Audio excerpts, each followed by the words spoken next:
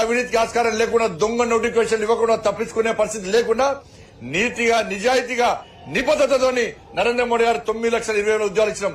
ఇది యువతల మీరు ఇవాళ మోడీ గారు ఉద్యోగాలు ఇస్తున్నారు. ఇలా కాంగ్రెస్ పార్టీ మాకు ఉద్యోగాలు ఇవ్వకుండా కూడా ఉద్యోగాలు ఇస్తామని చెప్పి ప్రగల్భాలు పలుకుతున్నది. నిరుద్యోగ వృత్తిస్తాను ఇవ్వలే మాకు 4,000 రూపాయలు, ఒక్కొక్కరికి 56,000 రూపాయలు బాకీ ఉన్నది కాంగ్రెస్ పార్టీ, మాకు ఇవ్వలే అని చెప్పి ఇలా నిరుద్యోగ యువత ప్రశ్నిస్తున్నారు. మహిళలు 2,500 రూపాయలు మాకు ఇస్తాను ఇవ్వలే, మాకు ఓటేసి గెలిపించారు. రైతులకు రైతు భరోసా 20 లక్షల మందికి రైతు భరోసా ఇవ్వలే. రైతు కుళ్ళకి 12,000 రూపాయలు ఇవ్వలే. తరుగు తాలు తేపలే కూడా కొంటున్నారు, ఇలా కొనలేదు. ఇలా స్కూటీలు ఇస్తున్నారు, తులం బంగారం ఇస్తున్నారు, 4,000 రూపాయల ఆసరా పెన్షన్ ఇస్తున్నారు.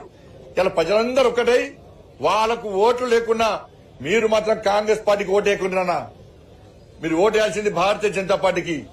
రేపు ఇప్పటిదాకా కొట్లాడేది భారతీయ జనతా పార్టీ, రేపు కొట్లాడేది భారతీయ జనతా పార్టీ. ఈ తెలంగాణ రాష్ట్రాన్ని అభివృద్ధి చేసేది డబుల్ ఇంజన్ సర్కార్ వస్తుంది, అభివృద్ధి జరుగుతుంది. ఇలా పక్క రాష్ట్రం ఆంధ్రప్రదేశ్ అభివృద్ధి చెందుతుంది డబుల్ ఇంజన్ సర్కార్ తోని. ఇక్కడ కూడా అభివృద్ధి చెందాలంటే డబుల్ ఇంజన్ సర్కార్ రావాలే. కేంద్రం నిధులిస్తే కాంగ్రెస్ పార్టీ డైవర్ట్ చేస్తున్నది. కేంద్రం అభివృద్ధి చేయాలనుకుంటే కాంగ్రెస్ పార్టీ సహకరిస్తలేదు, మ్యాచింగ్ గ్రాంట్ ఇస్తలేదు, భూ సేకరణ చేస్తలేదు.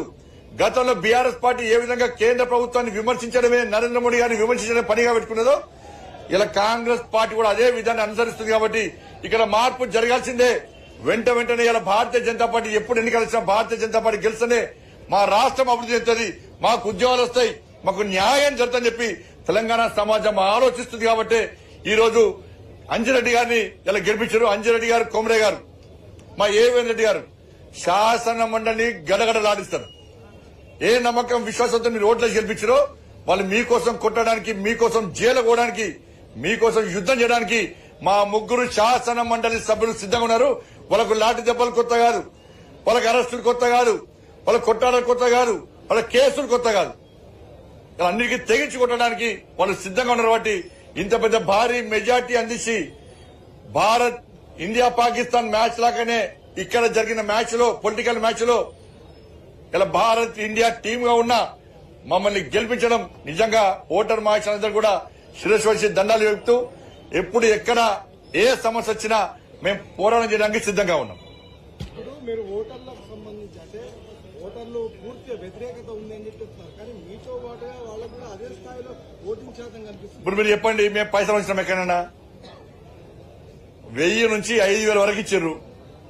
గూగుల్ పేలో వచ్చిర్రు, తీస్తాం, లెక్కలు తీస్తాం. ఇప్పుడు ఇక గూగుల్ పేలో ఎన్ని చేసిర్రు, ఎన్ని పైసలు వంచారు, లెక్కలు తీస్తాం. ఇప్పుడు ఇక అడ్డవులుగా సంపాదించి పైసల ద్వారా గెలుస్తామంటే మరి మాలాంటి కార్యకర్తలు ఏడవాలి అంటే అక్రమంగా సంపాదించిన డబ్బులు గెలవాలి. దీనిలో ఇక డబ్బులు వంచే గెలవాలి.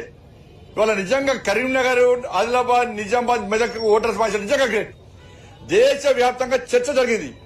అరే 100 కోట్లు వంచుతున్నారట కరీంనగర్ లో ఈ ఎమ్మెల్సీ ఎన్నికల్లో. మరి ఎవరు గెలుస్తారు?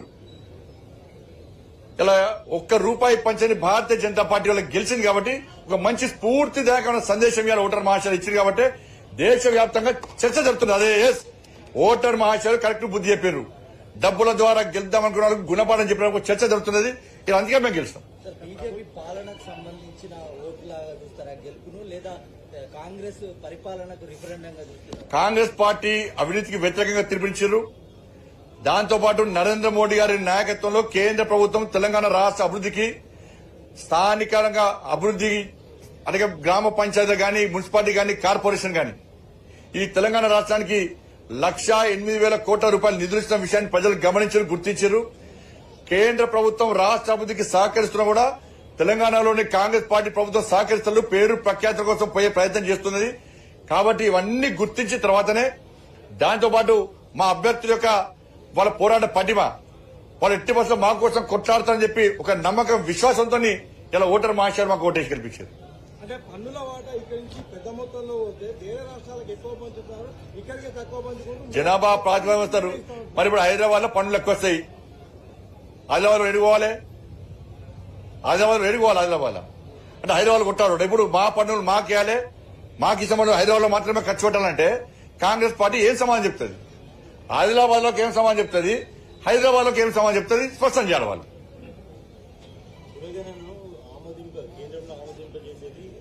ఇప్పుడు ఒక్కరు గుర్తుంచుకోరి, కులగణన పేరు చెప్పారు. నేను చెప్పబోతున్నా, కూడా చెప్పబోతున్నా. కాంగ్రెస్ పార్టీ మీద బీసీలందరూ కూడా వ్యతిరేకత ప్రదర్శించారు.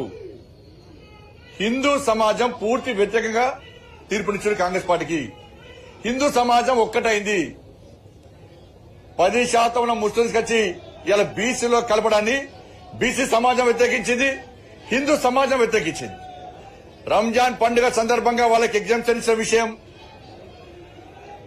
తబ్లిగీ జమాతాలకు 2 కోట్లు 3 కోట్లు ఇచ్చిన విషయం, ఇలా హిందూ సమాజాన్ని నిర్లక్ష్యం చేస్తున్న విషయం, ఒక వర్గానికి కొమ్ముగాస విధానం. అందుకే చెప్తున్నా నేను, ఈ ఓటమిని కాంగ్రెస్ పార్టీకి రంజాన్ గిఫ్ట్ గా ఇస్తున్నాం, పండుగ చేసుకోమంటున్నాం మేము.